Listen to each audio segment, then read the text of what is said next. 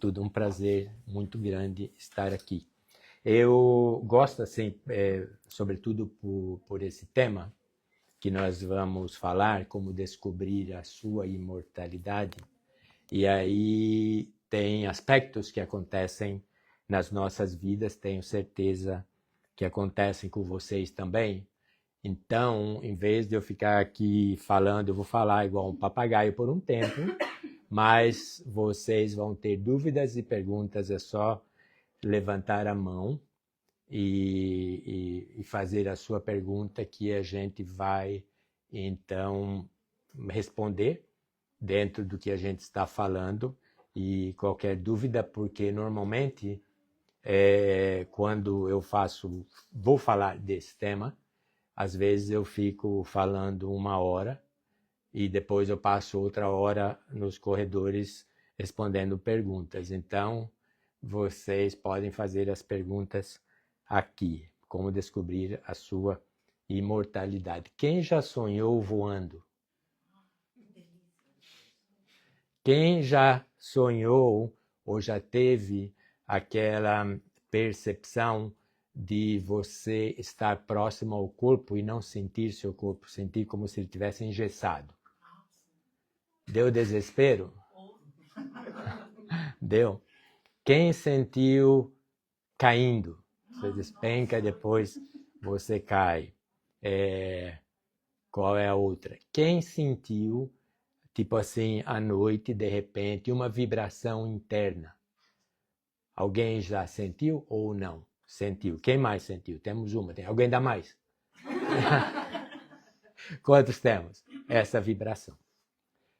Vocês experienciaram um pouquinho, vivenciaram um pouquinho da sua imortalidade. Quem já sentiu saindo do corpo e viu seu corpo na cama? Alguém? Tem mãos para cima? Não. Então, esse é o próximo passo.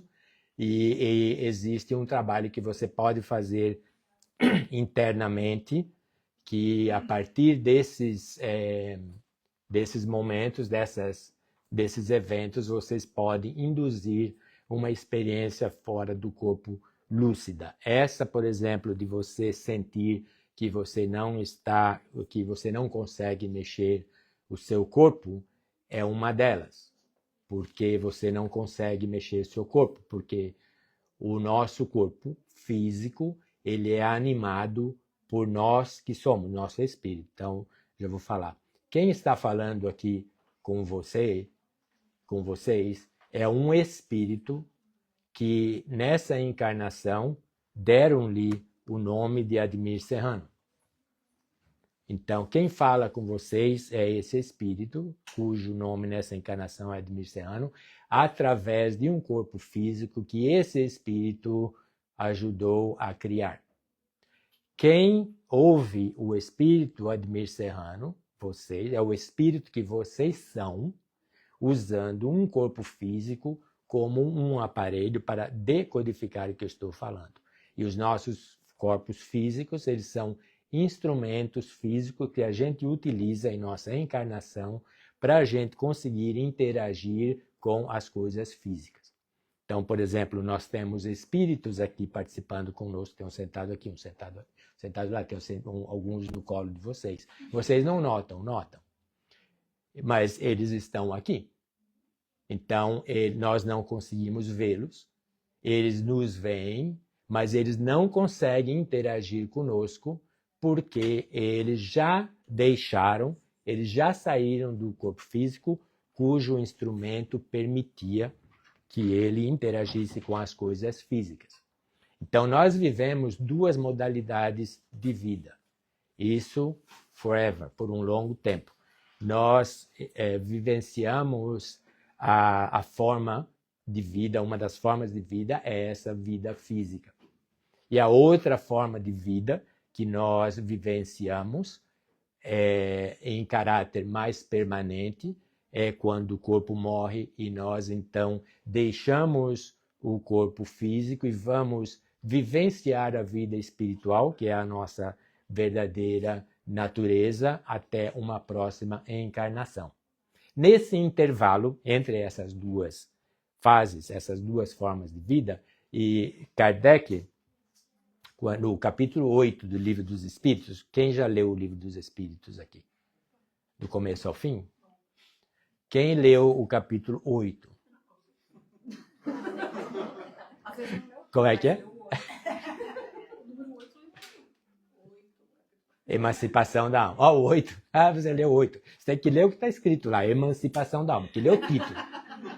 Aquele é o título, aí você vai ler o que vem, porque normalmente é assim, você pega um livro, você vai onde você quer. Aí você lê o título, para você saber o que está lá, você tem que ir sem pressa, de cabeceira. E lá você vai ter, então, essas explicações que vocês vão entender esse intervalo que a gente vive entre vidas e alguma outra.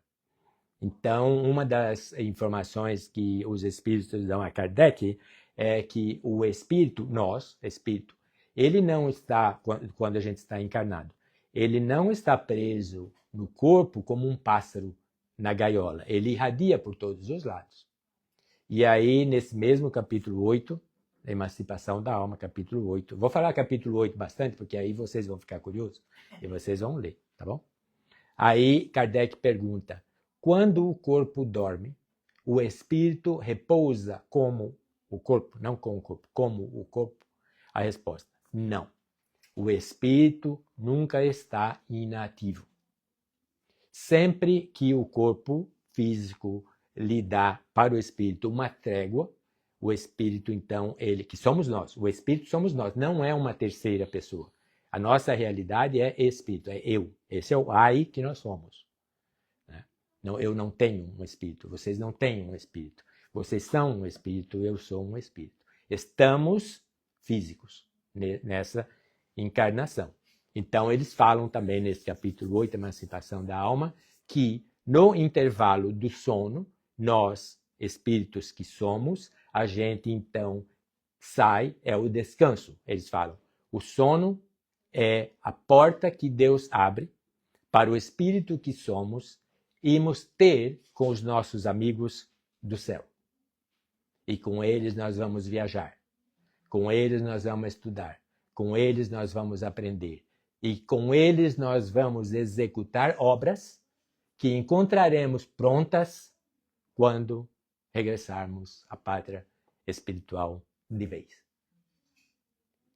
Todos nós, saímos do corpo físico quando o corpo dorme. Nem todos nos lembramos. Existem razões para isso também. Uma delas é porque, às vezes, quando a gente está do outro lado, tem coisas que é melhor não lembrar. Né? Aqui, por exemplo, tem coisas que a gente gostaria de lembrar, de esquecer, mas não tem jeito. Por exemplo, eu não consigo me esquecer dos meus cartões de crédito, que todo mês eles vão cair na minha conta. Eu gostaria de esquecer isso, mas não tem jeito. Mas esse é um trabalho que eu tenho que fazer aqui, isso é outra coisa. Mas no mundo espiritual nós até somos induzidos até a esquecer o que nós fizemos lá. Às vezes nós temos sonhos mais lúcidos. Quem já teve sonho lúcido que sabia que estava sonhando? Por exemplo, você está sonhando, de repente você fala, eu sei que eu estou sonhando, um sonho lúcido. Você sabe que você está sonhando. Então, isso aí o que acontece? É nós, como espírito, às vezes fora do corpo, a gente atinge um grau de lucidez maior. Então, se um passo acima desse sonho lúcido é uma experiência fora do corpo lúcida que você vai se lembrar de quem você é. Por exemplo, eu sou capaz, porque aconteceu, daqui a pouco eu vou falar um pouquinho como eu descobri a minha imortalidade. Nós somos imortais, isso é fato. Mas a gente nem sempre se lembra, porque a gente não se dá conta. Então, por exemplo, sonhos que nós temos. Muitos desses sonhos somos nós atuando no mundo espiritual. E que a gente não está lúcido o suficiente, então a gente considera aquilo um sonho.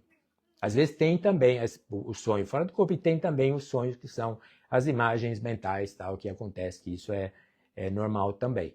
E também nós Porque indo fora do corpo físico, a gente está em uma outra dimensão, muito mais sutil.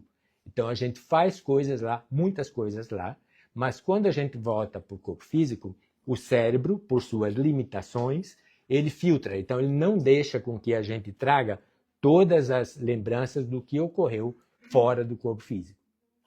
Então acontece isso. Mas às vezes a gente tem essa capacidade, principalmente quando você tem a experiência fora do corpo físico. Essa experiência fora do corpo, no Espiritismo, a gente chama, no capítulo 8, emancipação da alma. Então, Kardec chama de emancipação da alma. Um termo que a gente utiliza com frequência no Espiritismo é o desdobramento da consciência, a consciência fora do corpo físico. Também chama-se de viagem astral. Esse é um termo também que é assim mais espiritualista do que espiritista, por exemplo. Até o ano 2000, eu era cético de tudo que era coisa paranormal. Então, eu nasci e cresci na fé católica. Eu fui coroinha quando eu tinha, acho que 10 ou 11 anos. Eu amava o ritual da Igreja Católica. A minha batina era a peça mais preciosa que eu tinha. Eu amava aquela batina, eu amava os rituais da igreja. Então eu fui coroinha, não me lembro, talvez de 1 ano ou 2, por aí. E aí depois a gente vai crescendo, você acaba ficando adolescente. Aí você sabe tudo, né? Aí você sabe tudo, ninguém sabe nada, tal. E aí as coisas vão acontecendo. Aí teve época assim meio que de altos e baixos. Mas teve uma época que eu comecei a estudar muito, especialmente a filosofia humanista, essa coisa toda, aí eu acabei virando descrente. Então não acreditava em nada, em Deus, nem vida após a morte, nem nada. Mas isso também faz parte talvez de um trajeto, né? Depois tem momentos da nossa vida que muitas vezes, eu vou falar para vocês, porque eu já estou aqui faz bastante tempo nessa encarnação. O senhor também.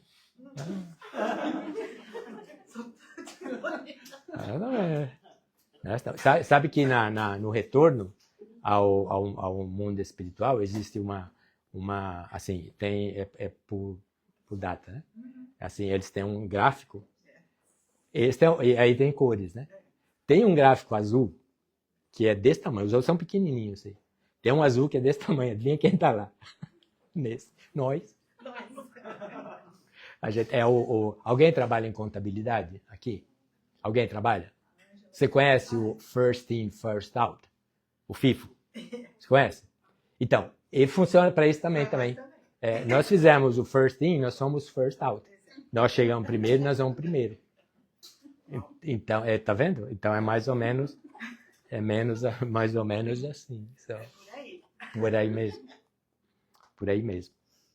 E aí acontecem coisas na nossa vida, e quando a gente analisa essas coisas que acontecem na nossa vida, eu vou lhe falar pela minha experiência. Não maldiga nada que aconteça na sua vida, mesmo que seja tragédia. Mesmo que seja, agradeça.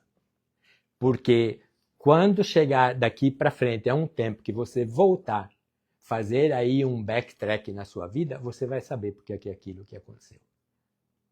E nós aprendemos, nós lapidamos nosso espírito, ou o espírito que nós somos, com esses momentos, porque é essas fases que vai distinguir, ou que vai separar o joio do trigo. Vê quem é. E vai e passa, tudo passa. E cada vez que passa, que a gente supera uma adversidade, nós estamos melhores. Nós estamos mais fortes, mais evoluídos. Então agradeça sempre. Eu tive muitas adversidades. A minha vida nada grave, nada que eu estou, tanto não era grave que eu estou aqui ainda, né? Então são coisas superáveis, mas são lições que a gente tem que aprender. Então, nessa minha trajetória, uma das coisas que eu precisava, que tinha que acontecer na minha vida, era algo que, no final, me colocaria onde eu estou hoje, fazendo o trabalho que eu estou fazendo nesse momento. Então, até 2000, eu era cético de tudo que era coisa paranormal. E, de repente, uma noite, eu estou dormindo em minha cama, confortável em Miami. Aí, de repente, eu não sei que horas que era da noite, eu fico lúcido. Eu sei quem eu sou, eu sei meu nome, eu sei onde eu moro, e eu estou flutuando no ar.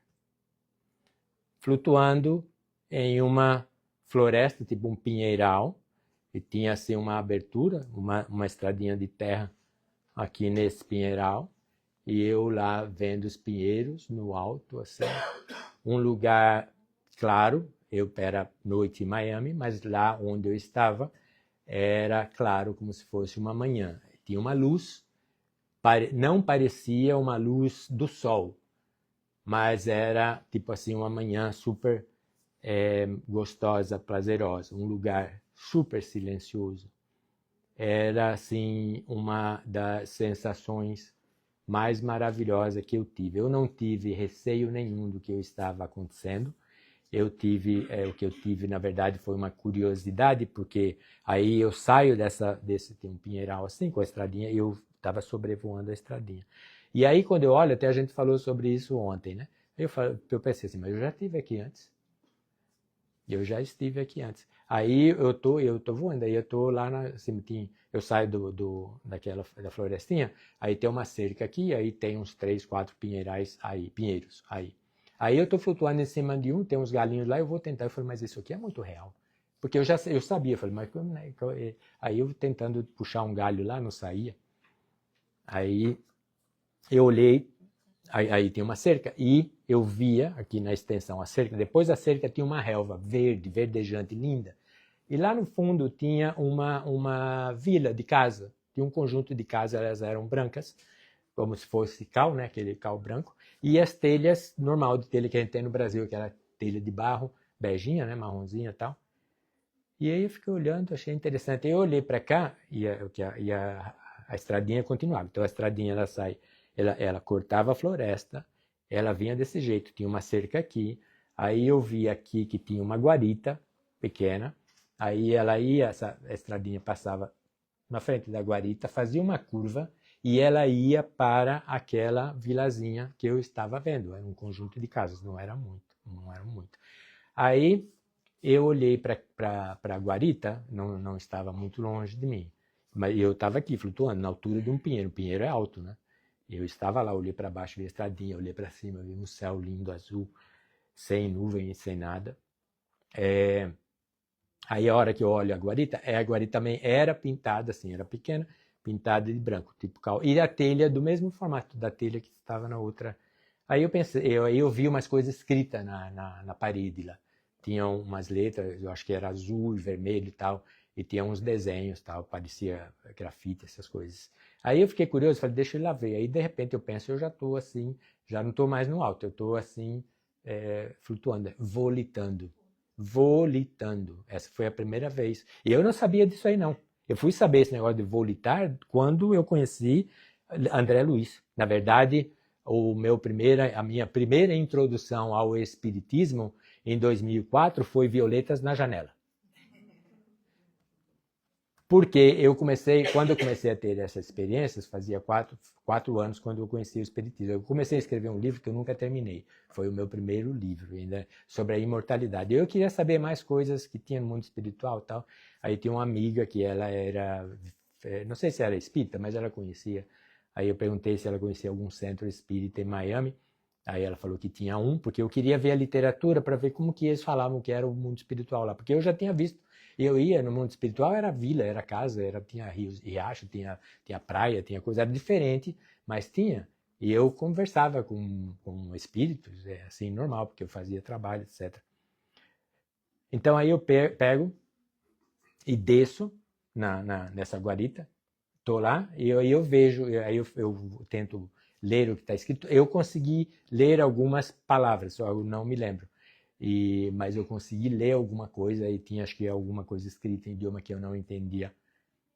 E aí, nesse lado, assim, a estradinha. Estradinha, guarditinha aqui. Como se ela estivesse guardando, como fosse tipo alguém lá que guardasse a entrada lá por alguma razão. Aí eu parei lá, bem na frente, e vi a janelinha, tinha uma senhora que apareceu na janelinha, ela devia ter, parecia, por idade terrena, 40 e poucos anos. Aí ela olhou para mim, assim, e eu olhando para ela, falou, você está perdido? Você está perdido? Eu falei, talvez. Eu falei, que lugar é esse? O que é lá do outro lado? Ela falou, é uma colônia. Eu nasci em fazenda de café, em Bocaina. Aí eu falei para você ontem, no Sapinho, atrás do cemitério. E eu morei em fazendas. E tinha uma fazenda que é a que eu mais tenho assim lembrança, porque eu mudei lá, acho que eu tinha uns 5 anos, 5 a 7. Então, esse período você já começa a ter as lembranças, sobretudo quando ela é impactante para o bem, pode ser impactante para o mal, que vai te causar trauma. Por exemplo, a minha foi impactante para o bem. A melhor fase da minha vida está lá naquele momento. Eu tenho ela clara até hoje na minha memória. E lá nessa fazenda era café, né? Porque era bastante fértil. Meus avós eles eram imigrantes, uma parte espanhola, uma parte italiana, que emigraram para o Brasil na época da Terra Nostra. Quem assistiu a novela foi dessa época. E lá tinha, e por coincidência, as casinhas eram de cal também, calcário branco com aquela telha e tal. E tinha assim, na parte, uma colônia, devia ter, que eu me lembro, umas 6 casas, talvez, desse lado, 6 do outro. E chamava de colônia. Então eu morava na colônia de cima e tinha a colônia de baixo. Aí ela falou uma colônia, eu falei, colônia de fazenda? Aí ela falou, não, de fazenda não.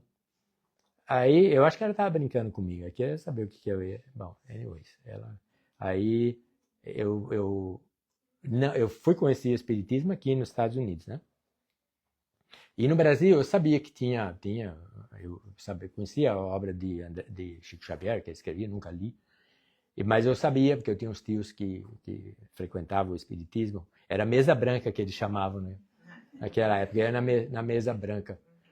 E eu tinha ouvido falar que o espírito, quando ele morria, ele ia para uma colônia, tinha colônia espiritual. Aí eu falei, colônia de morto? Ela falou, colônia sim, mas não tem ninguém morto aqui não. Aí eu, pensando assim, eu queria perguntar, né? Falei, será que ela está morta? Eu vou perguntar, mas eu não quis ser deselegante. Aí ela olhou para mim assim, eu não falei nada. Ela falou assim, eu pareço morta para você? Eu não, acho que é força do hábito. Aí eu não tinha mais o que falar. Eu falei, posso entrar na colônia? Posso ir lá ver? Ela falou, agora não. Então, possivelmente, eu tenha voltado, porque eu me lembro de ter voltado lá outras vezes. Porque na emancipação da alma, durante o sono, tem, por exemplo, nesse meu caso, que você fica lúcido quando você já está fora do corpo. Então, você está sobrevoando ou voando. Então, essa é uma das maneiras. E depois eu fui tentar, essa foi a primeira experiência lúcida que eu tive. Então, o que eu fiz? Eu aceitei isso como algo que aconteceu comigo, que eu precisava entender. Em vez de deixar isso aí para lá. Eu achei que era muito grandioso para deixar passar. Mas isso também era parte da minha trajetória. Eu precisava ter passado por isso para fazer o trabalho que eu tinha que fazer para estar aqui hoje falando com vocês. Na época eu não sabia. Agora eu sei. Antes eu não sabia. Então o que eu fiz? Eu fui pesquisar o que era aquilo. E eu já tinha ouvido falar de experiência de viagem astral, essas coisas. Mas nunca passou assim, sabe? Você não dá bola muito para o que é. Aí o que eu fiz? Eu fui pesquisar. Eu falei, isso aí é uma experiência fora do corpo. E aqui nos Estados Unidos tem uma literatura vasta, vocês não têm ideia. Eu tenho o trabalho, o livro que eu assinei para você, com a dedicatória, a página inteira e tal. Eu tenho 100 obras que eu pesquisei para escrever o Espiritismo e suas raízes profundas. As em português são obras de Chico Xavier e o Livro dos Espíritos. O restante, tudo em inglês. De universidades. até Harvard. Então, tem um corpo aqui de informações espiritualista desses fenômenos incrível. Não tem nenhum outro lugar no mundo que tenha tanta literatura como tem aqui.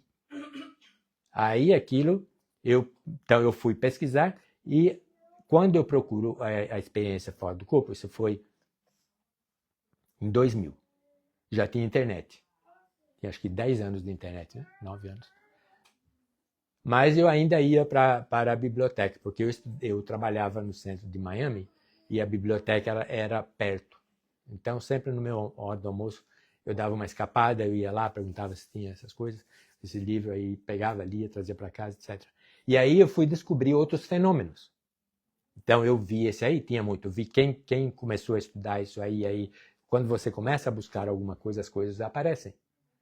Então, eu encontrei uma literatura muito vasta sobre aquele fenômeno que eu estava vivenciando. Além disso, eu descobri outras experiências, também não semelhantes, né? Que existem três maneiras, três modos de experiência fora do corpo. O primeiro é essa experiência que a gente chama de viagem astral ou desdobramento que a gente faz em vida. O corpo está saudável e, de repente, a gente está fora do corpo. Aí existe uma outra que é mais profunda, que são a chamada EQM, experiência de quase morte. Alguém já ouviu falar de experiência de quase morte? Então, esse também é um desdobramento, é uma experiência fora do corpo mais intensa. Por que ela é mais intensa? Porque a pessoa, quando ela tem uma EQM, o corpo dela, na maioria dos casos, ele é até considerado, o médico disse, se ele tem uma parada cardíaca ou um afogamento, morte clínica.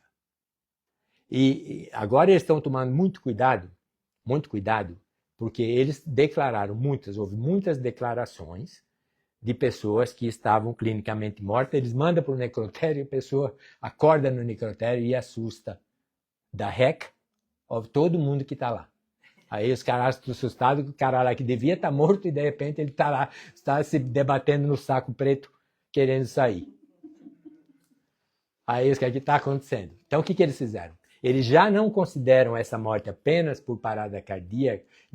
A parada cardíaca, o coração para de bater, ele para de emitir, de levar oxigênio para o corpo, para a célula e para o cérebro. E o cérebro é o órgão que mais consome oxigênio no corpo. 25% do oxigênio vai para o cérebro. E os neurônios, com 5 minutos sem oxigênio, eles começam a morrer. Então, nesse caso, ele está lá, o monitor, o eletroencefalograma, o eletrocardiograma da flatline, teoricamente ele estaria morto. Mas antes, no início, ele podia declarar, morreu. Mas agora eles têm um cuidado danado, porque tem muita gente que está voltando, mesmo assim. Então, então a pessoa tem maneiras mais comuns para a pessoa ter uma EQM, são parada cardíaca é uma delas, afogamento ou um acidente de trânsito, alguma coisa que faz com que o coração pare e o oxigênio e a respiração e o batimento cardíaco pare. Na ciência materialista, essa pessoa, nessa condição, ela não tem consciência nenhuma. Por quê? Porque o cérebro não está funcionando. O cérebro flatlineou. Essa é nova, tá? Neologismo, ele flatlineou. Lanou. Francis, sim, oui. Só que, para a surpresa de muitos, médicos, quando ele desperta, ele fala, eu vi tudo o que você fez comigo. Como assim? Se você estava flatlineado. Eu vi tudo. Você fez isso, você falou isso, você e o outro lá.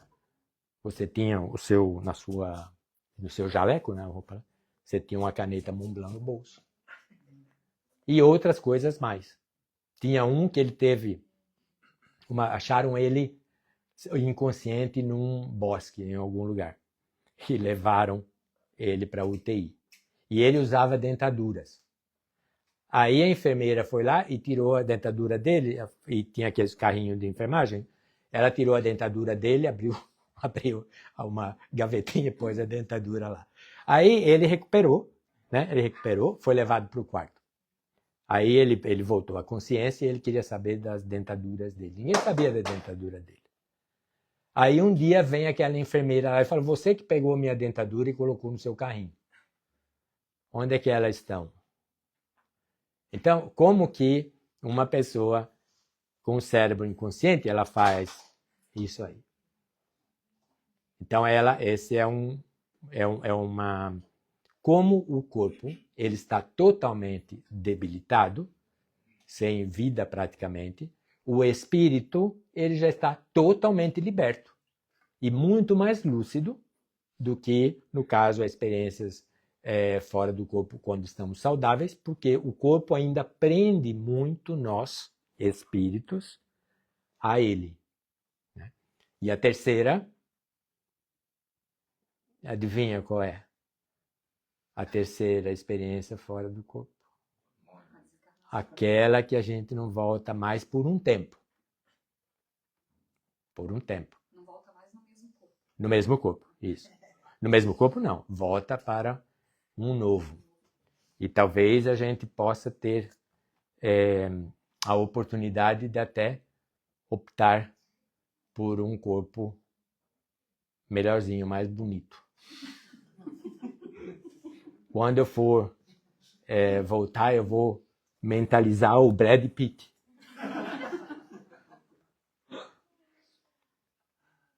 Então, vou citar um dos exemplos então, essas pessoas, mesmo sem eles saberem, agora sim, porque a experiência de quase morte, ela tem, quem divulgou isso aí muito, que estudou, foi o Raymond Moody. Em 1975, ele escreveu um livro chamado Vida Além da Vida.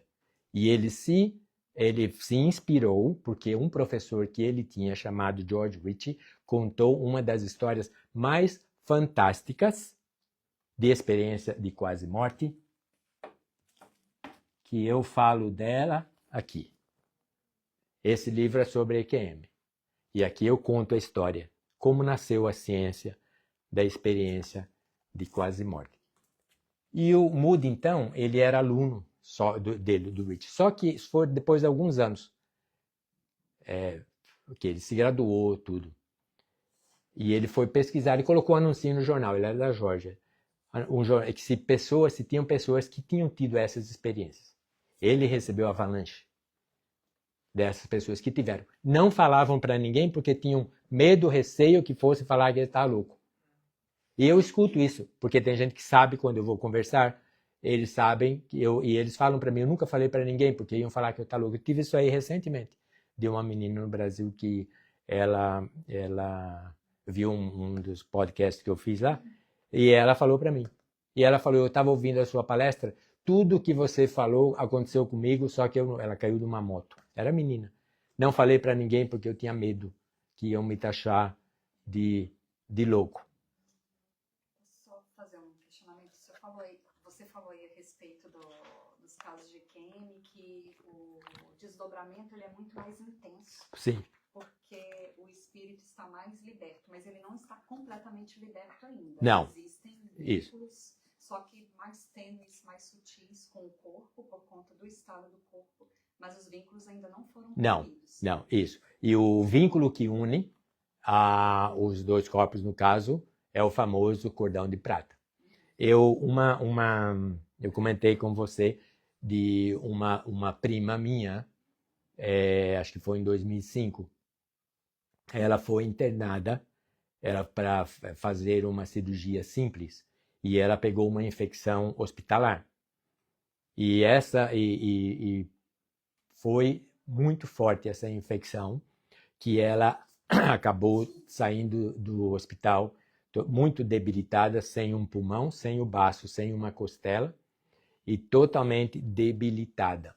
E ela foi, então, colocada em coma induzido, porque com um corpo lá quietinho, sem nada, ele tem maior capacidade de lutar contra os invasores, nesse caso, a infecção. E 3 vezes os médicos chamaram a família para despedir-se dela, que ela ia desencarnar. Aí ela sobreviveu, e depois que ela saiu, eu morava aqui em Miami, ela morava em Jaú. Jaú é perto da minha cidade, lá onde eu nasci, Bocaina. E eu tinha muito contato com o irmão dela, porque ele me falava o que é que estava acontecendo. E eu perguntava para ele como é que ela tá, tal. Ele foi falando.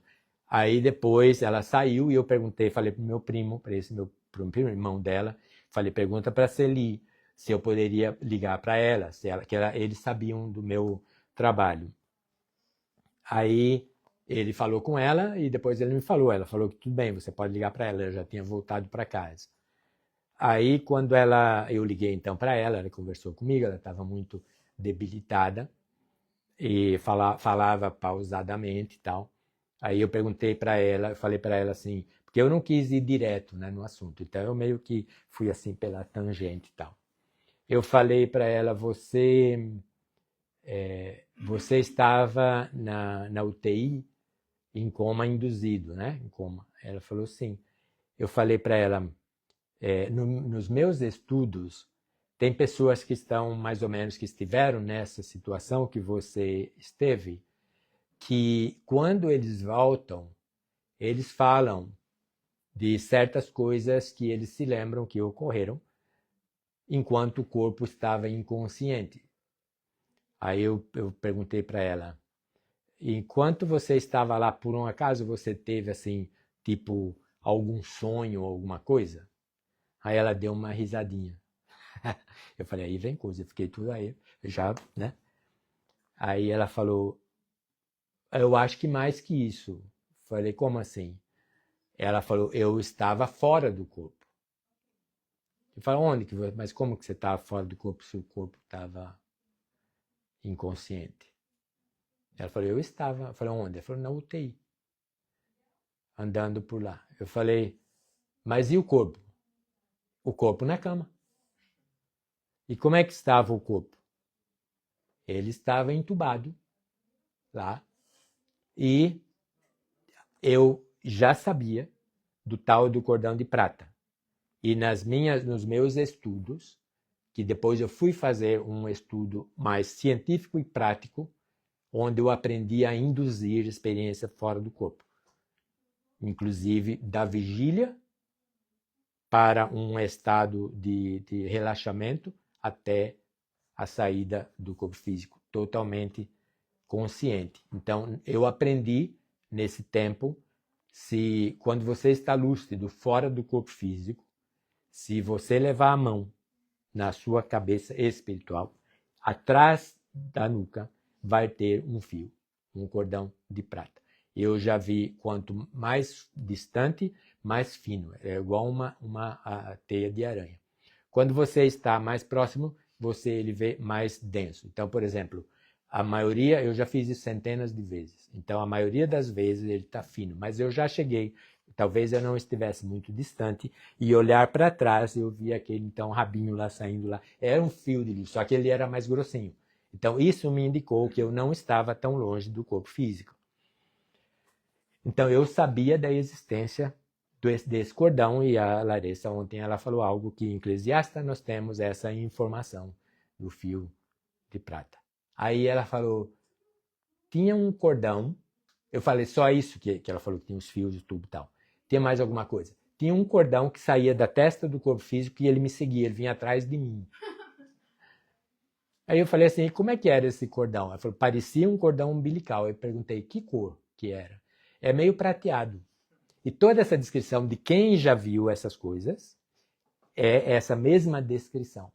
Tá para o corpo próximo, é denso. Vai saindo, vai esticando e não rompe. Kardec pergunta para os espíritos se o espírito em desdobramento, se o desdobramento nosso, quando a gente deixa o corpo físico, se o corpo pode morrer. E eles dão uma explicação fantástica. Não é a saída do corpo, o desdobramento, que causa a morte do corpo físico.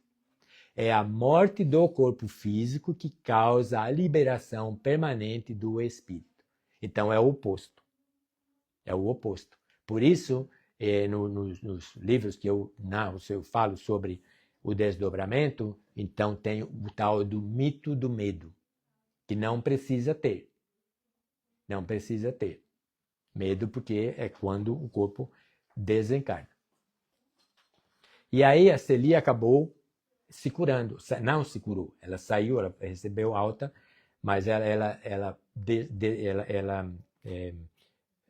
sobreviveu, apesar do prognóstico que eles tinham dado, que ela não conseguia, que não ia sobreviver. E quando eles vão dar alta, o médico dela falou para ela que ele não sabia como que ela não tinha nada na história da medicina que provasse, que mostrasse como que ela sobreviveu. Aí eu perguntei para ela, o que mais que você viu na UTI? Ela falou assim, tinha 4, eu não lembro se ela falou espíritos ou pessoas, acho que ela falou 4 pessoas. E eu falei como elas eram. Ela falou, tinha 3 homens e uma mulher, vestidos com uma túnica, assim, esbranquiçada, com um tecido que parecia seda, mas era muito mais sutil do que a seda. E ela entendia de roupa, de tecido, porque ela tinha uma loja de roupas. Ela entendia. E falei como eles eram. Ela falou, tipo, meia idade, cabelo grisalho, meio longo e tal. Aí eu perguntei a ela, você conversava com eles? Eles conversavam com você? Ela falou, não, mas eles conversavam entre si. Aí eu falei, e sobre o que? Você sabe do que se tratava? Ela falou, eu acho que era sobre o corpo. E eu falei, e o que acontecia quando os médicos, a equipe médica, enfermeira e tal, ia ver o corpo? Ela falou, eles circundavam eles. Assim. E ela se curou. Eu não dei indício nenhuma, indicação nenhuma. Eu apenas perguntei o que você viu. E ela deu essas descrições. E aí nós estamos, então, nós temos a prova por que ela sobreviveu. Até que horas que eu vou? Ah, então nós temos 5 minutos. Então, essas pessoas, e a Celi, o que eu perguntei, depois eu fui ver a Celi pessoalmente na casa dela, e eu perguntei para ela, falei, Celi, você tem medo da morte? Ela falou, nenhuma. Eu descobri a minha imortalidade. Eu descobri que a morte não existe. Por que que ela sobreviveu? Ela tinha 2 ou 3 filhos, 3, e tinha uma filha que estava tendo uns surtos graves, psicóticos graves. Tinha um marido também problemático e um filho que o marido não estava levando para o bom caminho, apesar de ser o pai do menino. Então, essas coisas preocupavam a Sueli demais. E ela precisava de um tempo para resolver essa situação. E aí ela passou uns 2 anos, ela meio que resolveu, não inteiramente, mas em parte, era tudo o que ela precisava para completar esse seu ciclo. E aí, depois de 2 anos, ela teve uma recaída e ela, então, desencarnou. Sem medo nenhum, porque ela descobriu a imortalidade dela. A maioria das pessoas que tem EQM, elas vê o que está acontecendo aqui no mundo físico, aí elas vão ver um túnel, vê uma luz, vê um túnel, entra e vai parar, quando é completa, em um lugar, um panorama espiritual, onde eles encontram parentes ou amigos já desencarnados que eles jamais pensariam que encontrariam outra vez. E muitas vezes, junto a eles, recepcionando, acompanhando essa pessoa que está tendo essa experiência, existe o que elas chamam de um ser de luz. É um ser que muitas vezes elas não veem, mas sentem uma presença. Muitos eles falam que é Jesus. No caso do George Ritchie, ele fala que era o Filho do Homem, que ele se apresenta para o George assim, porque o George tinha uma missão. A missão do George era ter essa experiência, ele tinha 20 anos. Era ter a experiência para que Moody soubesse, para que ele iniciasse um movimento. E hoje, na pesquisa que temos paranormais no caso, a EQM ela é a maior fonte, a maior descoberta, no caso científica, da imortalidade. Embora os cientistas materialistas não aceitam. Nessa revisão de vida, que aí o ser de luz vai mostrar a vida que ela está vivendo até agora. Então ela mostra, muitos veem até o nascimento, o George Ritchie vê. Até isso é básico. Desde o nascimento, toda a sua trajetória até aquele momento. Elas veem. Adivinha quais fases, quais coisas que saltam. E aquelas que te apunhalam a alma. Adivinhem. As coisas que estamos fazendo errada. O perdão que a gente precisa dar. As coisas que nós precisamos consertar em nossas vidas. O amor que a gente precisa compartilhar. O serviço que nós precisamos fazer em prol do outro. Eles notam a grandeza do espírito que eles são. E da grandeza que todos nós, como espírito, somos, não nos damos conta. E às vezes até nos inferiorizamos, não sabendo que nós somos seres gloriosos e eternos. Muitas dessas pessoas que têm essa experiência, também, que antes temiam a morte, quando ela tem essa experiência, ela então vai encontrar seus entes queridos e tal, e vê a paz que tem do outro lado. E eles tinham medo de morrer. Aí vem o ser de luz. Ela fala, eu quero ficar aqui. Aí ele fala, mas você não pode. Mas eu quero ficar, eu quero. Você não pode, você não terminou o seu trabalho ainda. Então tem um medo terrível de morrer. Está lá morto, quer ficar morto. Porque ele vê um outro mundo. Ele descobre uma realidade que está aí. E a gente vê parte dessa realidade em nossos sonhos. Ou em desdobramento. Então nós temos também essa capacidade de descobrir a nossa própria imortalidade se a gente presta atenção nos sinais. E esses sinais, pela nossa condição agora que estamos de encarnado, são os sinais que nós recebemos enquanto dormimos, através dos sonhos. Então, no que eu escrevo, eu tenho um livrinho que chama Perambulando pela Noite, que não está aqui disponível, foi lá no Brasil, foi impresso, mas foi o que mais vendeu. Primeiro, acho que é porque ele era fino. Acho que eles diziam, esse aqui é mais magrinho, esse é mais, dá para digerir mais fácil. E outro porque eu recomendo também uns exercícios para fazer. Então, por exemplo, eu vou recomendar um para encerrar. O que eu faço, né? Toda noite, antes de dormir, que tem um período. Quando a gente sai da vigília, você vai deitar, você entra, tem uns 15, 20 minutos de o estado que é chamado de estado hipnagógico. Às vezes menos de 20 minutos, até 10 minutos. Então, preste atenção quando vocês forem deitar. Preste atenção, deita, relaxa, eu com os braços assim do lado, então, e relaxa. Preste atenção imagina-se seu corpo totalmente relaxado. Aí o corpo está relaxado, tal, vai acontecer automaticamente, porque você vai ficando nesse estado tal. E essa muda as ondas cerebrais. A gente sai de beta, da vigília, a gente entra em alfa, que você já ouviu falar, né? Que é as ondas da meditação.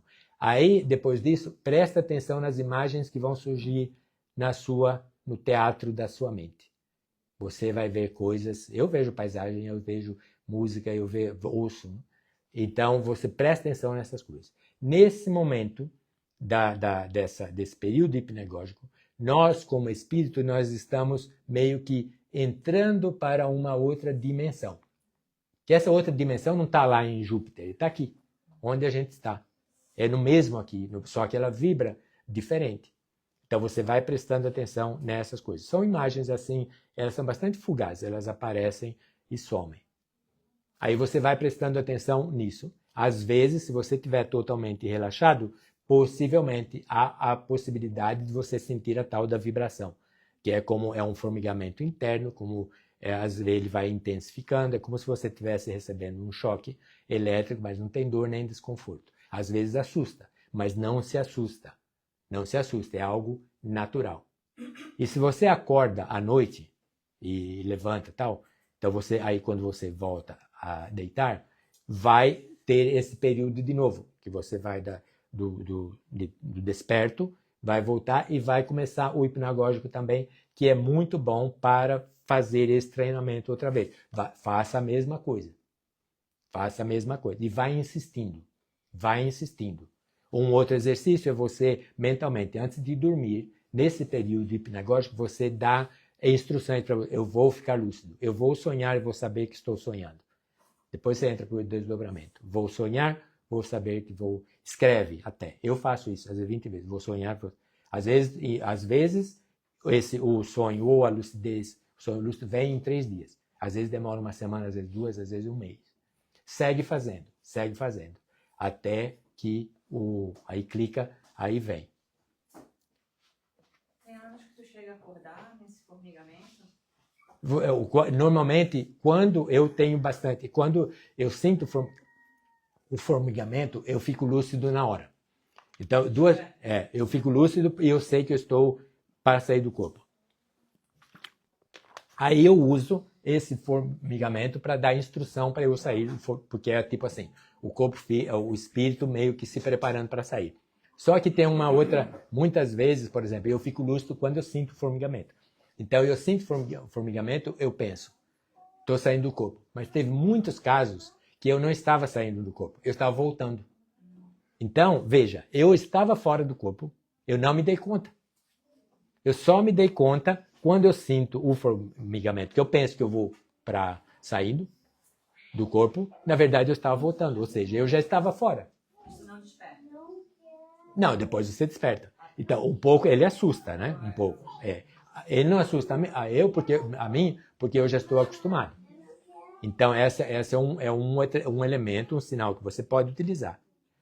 Então, por exemplo, se você sente o formigamento e você acorda no corpo. Então, se você acordou do corpo, você estava fora. E essa energia que é produzida é porque o espírito que você é, que estava, o seu perispírito ou parte dele, estava fora e agora está acoplando com o corpo físico. Isso. Aí, às vezes, acontece de você estar lúcido quando você chega, mas o corpo ele não encaixa direito.